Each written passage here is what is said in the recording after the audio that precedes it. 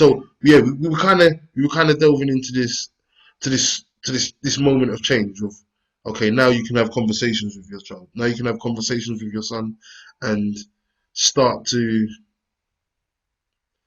no, yeah. Or, let me just say it like that. So start to kind of impart information verbally, and he then understands, and I suppose even in his young mind can make a decision whether to listen to you or not. So like when we talk about the book and the lessons that are in there, are are these things that you thought about before imparting them on your son, or is this something that, are these lessons here things that you kind of taught your son and kind of wrote them down afterwards? So they are a combination of a number of things. Okay. So what you have in the book, Mm-hmm. because the book was written when he was in his early 20s. Right. Yeah. Mm-hmm. Which was important for me because I felt it would be a bit hypocritical to write a book Mm-hmm. about lessons I taught my son Mm-hmm. before the Job bread was was out done. of the oven. Yeah. Yeah. Can you imagine me and you having this conversation and he's just coming out of prison? Yeah. Yeah. I waited until I was at a point where I could comfortably say, Mm-hmm. not just that he is now at the age of responsibility, Mm. but I have seen that I can say with a level of confidence, he won't go off the rails Mm-hmm. because those lessons have been bedded in. Stuff happens and it can happen, Yeah. but I have that level of confidence, which I still have to this day. Mm-hmm. So the lessons are the absolute things that I thought about actively from the day he was born up until this day that I tried to do. Right. So we talked about the ability to talk to you. Yeah. Mm-hmm. I talked about having a dinner table Mm-hmm. as a forum. Yeah. I talked about stuff like making sure he has things like a camera. Mm-hmm. Yeah. Which Yeah. some people might not get. Yeah. you Yeah. know, making sure that he has these things and understands these things. So those were some of the stuff that I was thinking about. But then there were things that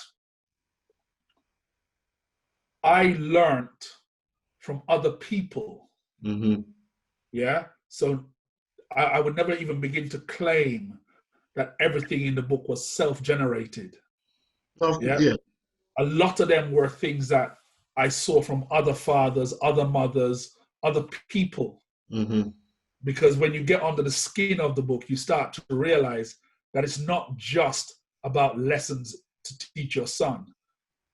There are actually a lot of life lessons for us as adults, whether you're a man or woman or indifferent. Facts. Yeah. About communications, about love, about timekeeping, about respect, Mm-hmm. about a whole range of stuff. Yeah. Yeah. So I wanted to document Mm-hmm. what I would consider lessons I know I did teach him, Mm-hmm. and lessons which I looked and said, oh, that sounds good. You need to learn this too. Yeah. Yeah. Yeah. Yeah. Yeah. Yeah. Yeah. Yeah. Yeah, I think I definitely got the impression that the book kind of, it's almost like to create the uber human. You know what I'm saying? To create this kind of all seeing, all powerful, all knowing human. If someone was to follow every single thing in this book, I feel like they would be a pretty great person. Like, not by necessarily, I don't know, let's take societal standards of success out of it, but just as the core of who this person is and how they view the world and how they interact with people, and the the way they want to be perceived and the way they present themselves. It's great lessons, and I it's think it's great a good things. point. It's a good point to point out that one of the lessons Yeah. is not everything that is taught is learned. Okay, that's interesting. Go Yeah. deeper. Yeah. So, so I hear what you say about Mhm, creating this uber human. mhm. My son's not a uber human, No, I hear you. and that's because in life, as a father, Hmm. my job is to teach, but that doesn't mean he's going to learn all of that. Of course, of course. And it's very important that we as people remember these things. Hmm. Yeah, because like every kid, he's made mistakes. Yeah. Yeah, he's made small ones, he's made big ones. Hmm. But what I like to, when I do talk to parents, I like to tell them that, you know, I'm an engineer by profession, Right. and I like to tell people that, look, just think of your child as a hard drive that has no information on them, Hmm. and you need to load them with information. Hmm. That's what the privilege you get as a parent. Hmm. As a parent, you're the one who takes it out of the box and has that opportunity to start loading it with data. Hmm. And once you put on the basic operating system, Hmm. everything else will flow.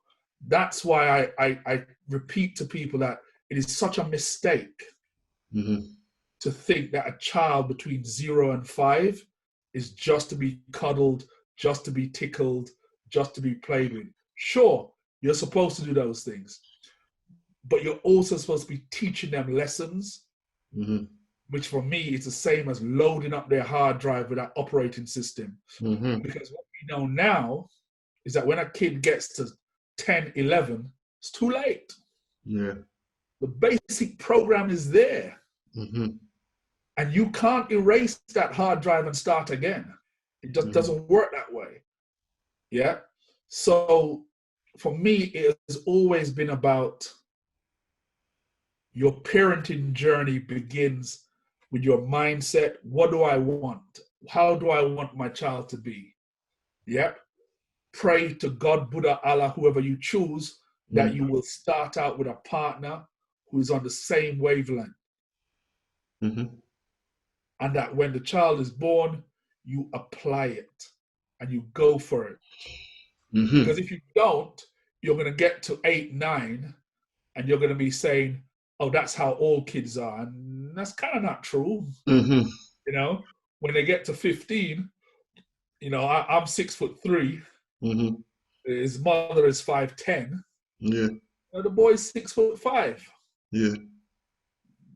What conversation are you going to have with him when he's 6'5", plays basketball, goes to the gym every 2 days? Yeah. You know, Hmm. that's not the point at which you need to be having a fuss and a fight. Yeah. Fair. You're going to lose. Hmm. Yeah, unless that is backed up with respect, you know, and all of these things, then you're just going to lose. So Hmm. you have to do your due diligence early, and you have to just think about what you want your child to learn, and that's all the book is. Yeah. Yeah. Yeah. I, Yeah. I make the point that this is not about me being a great writer, because that's Hmm. not what I am. Yeah. It's about what did I want my child to learn? What did I see my neighbor do that I thought, that would be a good thing for my child to learn? Hmm. And that's where it came from. That's where the whole book came from. Mm. What do I want my child to learn? What are the things that I would like him to know? Yeah, and that's it. Yeah. As I said, powerful, powerful book, man. Powerful. Just personally, and just even if I look at it objectively, um, it's powerful. I think it's got a good blend of, like you said, um, almost like a peek into what I would call like your family culture. So it's got the personal lessons.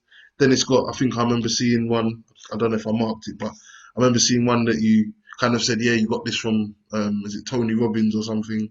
I like that one where it was about kind of something, something fire and then aim, Yeah, something like that. that was ready, fire, aim. Yes, that one Yeah, there definitely was, it clicked something in my head because even when you read the description afterwards, it's very powerful. yeah. Again, I mentioned briefly that I was in the armed forces, Okay, and when you learn to shoot, right, that's how you learn to shoot. okay, A lot of people don't know that, and that's yeah, why most thugs miss when they shoot. right, You do ready, fire, aim, because the first shot is a marker. uh-huh, Yeah, the first shot tells you how far to the left or how far to the right you went, and right, then you adjust. mm-hmm, Yeah, and everything in life is about trying, doing something, and making adjustments. If you're yeah, going to wait to get the perfect shot, yeah, you could be waiting for a very long time. mm, Yeah. So yeah. you do something, you look at the outcome, and you make adjustments. Ready, fire, aim. Love it. That was. I think that was the one of my definitely one of my favorites.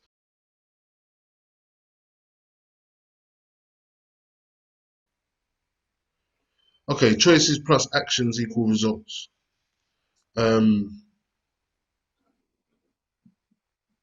I like that one just because I feel like um, actions is something that similar to the, I suppose, similar to the ready, shoot, aim. Um, in the sense of like, it is so easy to procrastinate and to overthink and to, um, yeah, just not take action through fear of getting something wrong. And I think that is something that, okay, this is good because I can tie it into something that I wanted to say before that I didn't get a chance to say. That I think that that is something, and let me not say I think, do you think that that is something that is important for a father to teach their son? The the idea of, or that the concept of giving them the freedom to risk making a mistake. Because I feel like the reason I asked the question purely is just the fact that I think I can only use my life as an example of being raised purely by my mother. That there is there is almost a sense of her way of arming me for the world or protecting me from harm is to shield, is Yeah. to not let try and not let harm come to you.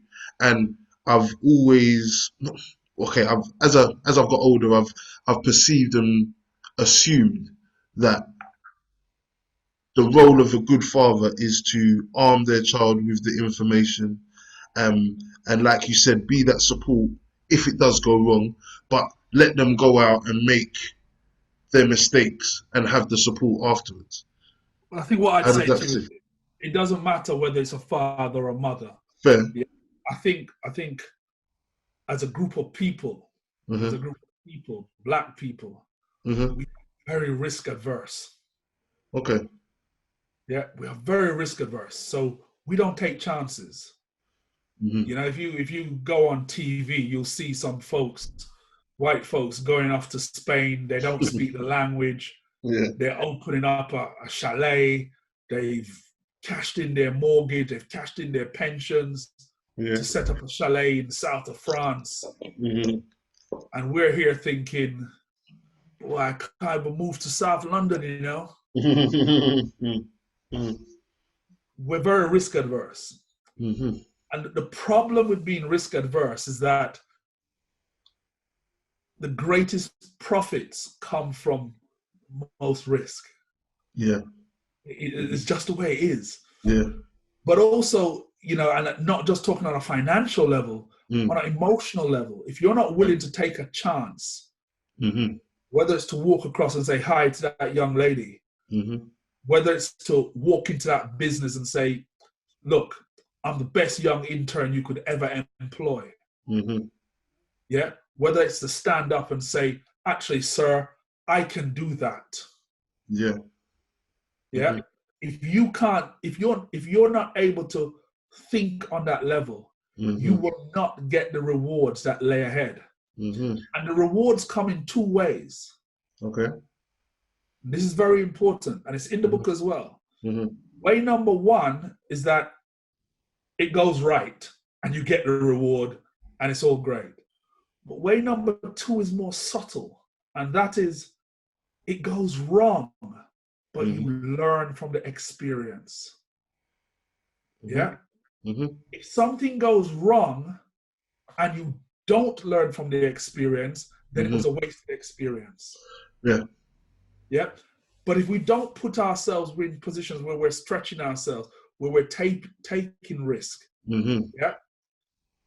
And from a parent's point of view, you have to give your child the permission to make mistakes, Right. to take risks, to support them. Look, I got you. Mm-hmm.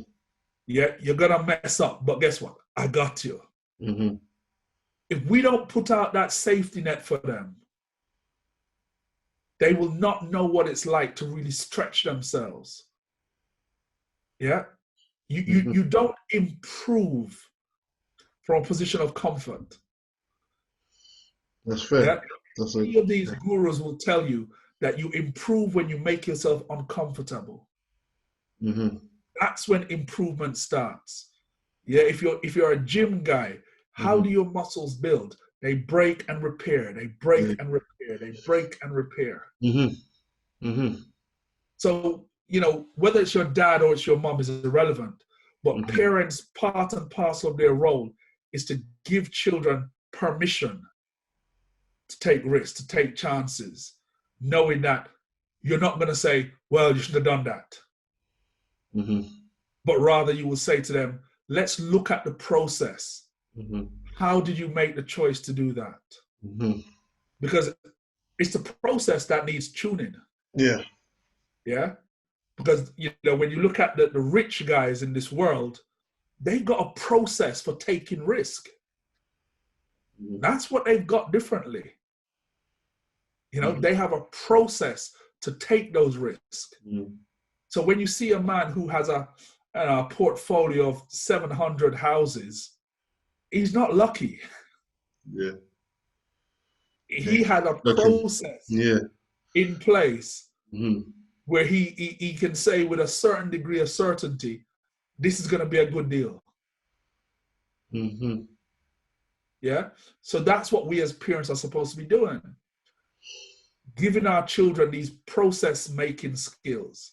If you're a believer in the Bible, then you remember what Christ said. Mm-hmm. Yeah, he could have made the fish just come out of the water.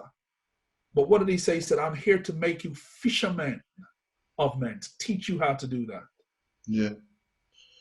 No, I Yeah. hear you. And that's what our role is to do. Help our children to make those risky choices in a safe environment where you're going to make a mistake, whatever. Yeah.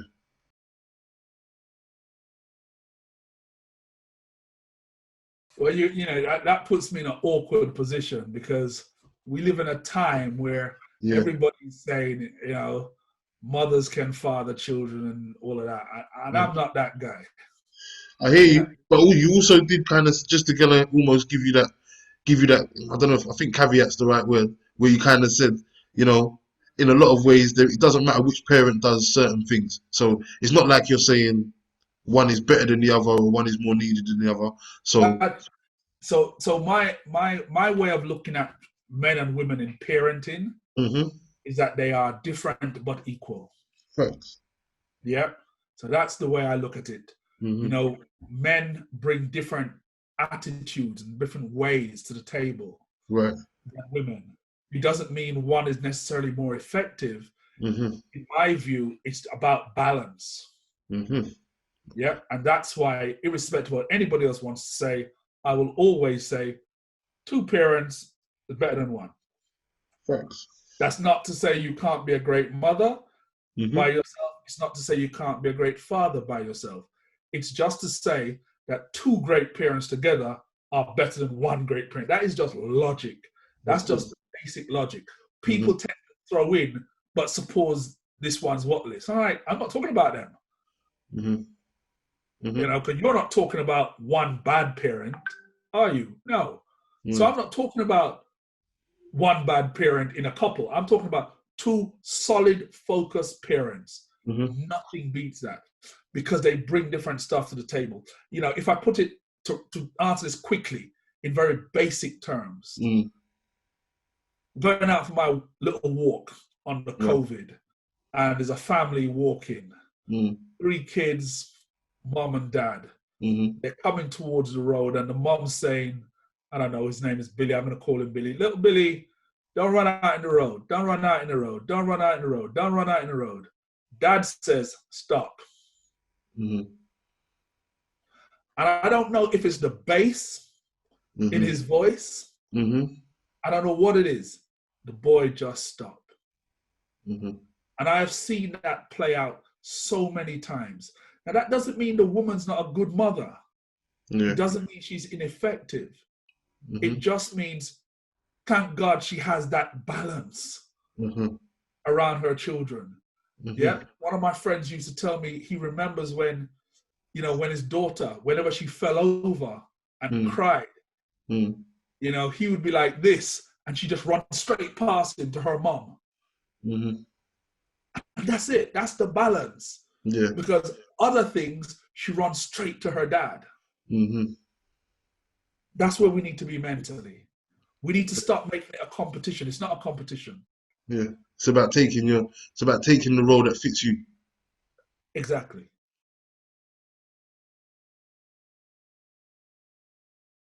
Free book recommendations. And what I usually say is, if I've read them, then you have to replace them with another book. So try and go obscure. 3 book recommendations. Well, I'm going to reach for this book here. I have to give big props to Akala. Okay. Yeah. Race and Class in the Ruins of Empire. It's called Natives. Yes. I've heard of it and I've been meaning to, and I haven't got it, so that's a good one. Incredible book. I would say to you, if you're a news junkie and you like news and you like history, then you need to read a book called The Pentagon Papers. Okay. They eventually made a movie out of it, came out about last year. Pentagon Papers is a collection of memos that were passed between Pentagon departments just before and throughout the Vietnamese conflict. Okay. Tells a totally different story from what we see in the movies. Yeah. Yeah. Okay. Absolutely incredible book. And to think it's a work of fact and not fiction makes it even better. I don't know. I mean, you know, we're in a time where race is so important. So, you know, my childhood, I spent a lot of time reading. If you read books like, you know, they made a movie out of it, but the book is always better, To Kill a Mockingbird. Okay. My wife has been telling me for a long time to check that out, and I haven't as of yet. You need to check it out. To Kill a Mockingbird.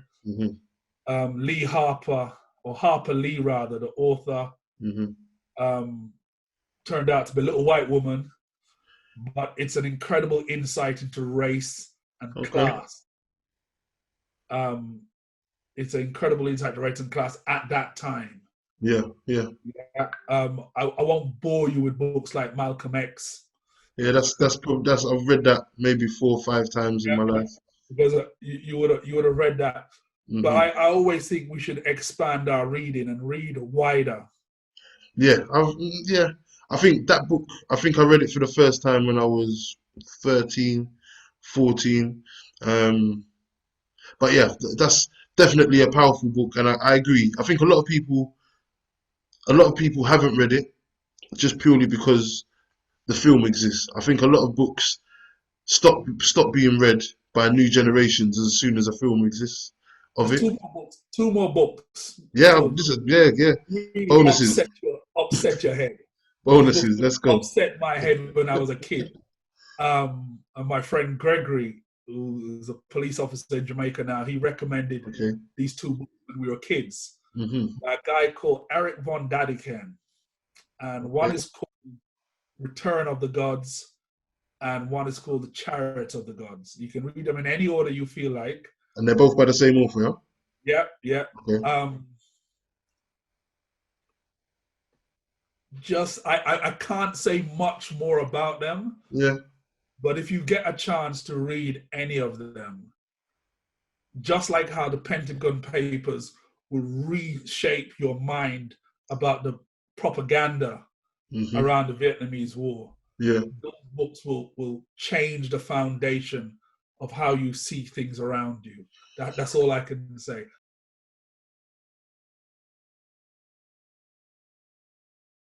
Let me just say once again, super appreciative. Thank you. I know you must be a busy man. And to take the time out to kind of share too much information with me, and to allow me to kind of, as I say, pick your brain and just kind of help me to be a better person. What I definitely want to make sure people, well, is that as long as it's all right with you, I definitely would love to put the link to the people being able to buy your book, that kind of thing, because I know that just the feedback I've been getting just from the fact of doing the Fatherhood series, a lot of people are interested in kind of these kind of issues and finding, and people that are estranged from their own children. There's a lot of different areas that are going to be covered in the series. So as long as that's all right with you, yeah, that will be in the description, the link to be able to do all of that kind of stuff. And yeah, thank you so much once again. Thanks for sharing too much information, and I hope sometime in the future we can revisit it again, and maybe even on a different topic. Who knows? Yeah, well, thank you for inviting me. It's I like talking to young men who are still getting ready to trod that path. Mm-hmm.